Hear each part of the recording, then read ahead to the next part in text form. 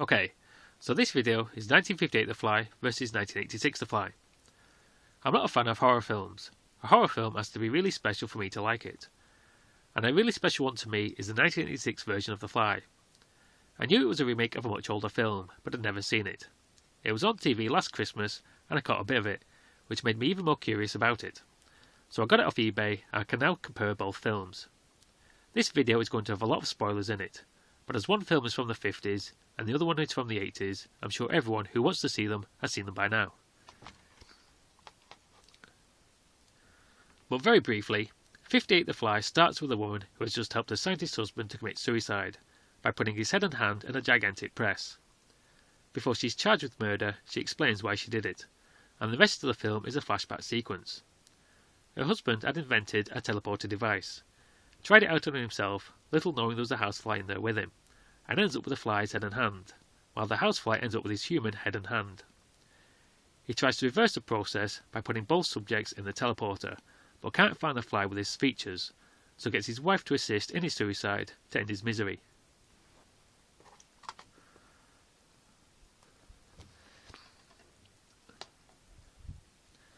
'86 The Fly sees a female reporter meet a scientist at a convention. He takes her back to his lab to show her his latest invention, a teleporter. At first, it can only teleport inanimate objects, but pretty soon he improves on it so it can teleport living subjects. He gets drunk one night and tries it out on himself, little knowing there's a housefly in there with him.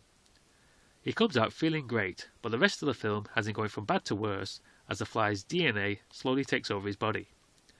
And when it's too far gone by the end, he gets his girlfriend reporter to assist in his death.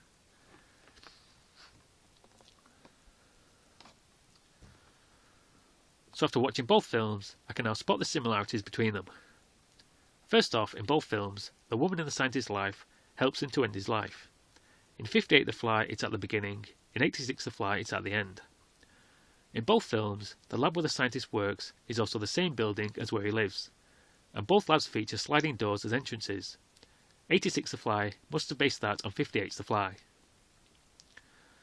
In both stories, the scientist first teleports inanimate objects before moving on to live subjects, and the teleport sequences are really similar, with a blinding white light and lots of noise.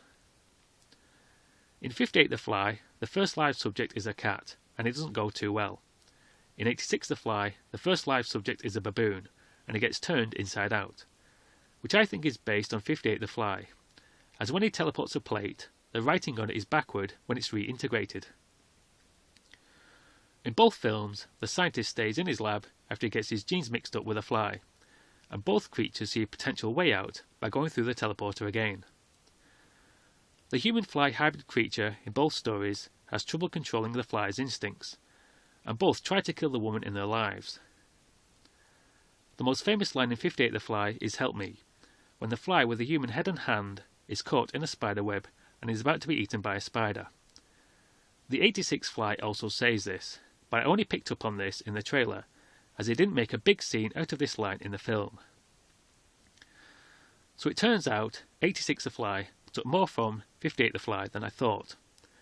I just thought they just took the concept of a man getting his DNA mixed up with a housefly from the original film and did their own thing, but it seems they took a lot more than that. Both films have a sequel, 59 Return of the Fly and 89 The Fly 2. They too are sort of similar. Both are about the son of the scientist from the original films, and by the end, both have got rid of the fly genes and have returned to normal. But Return of the Fly is far better than The Fly 2, in my humble opinion. There's only one line I can end this video on.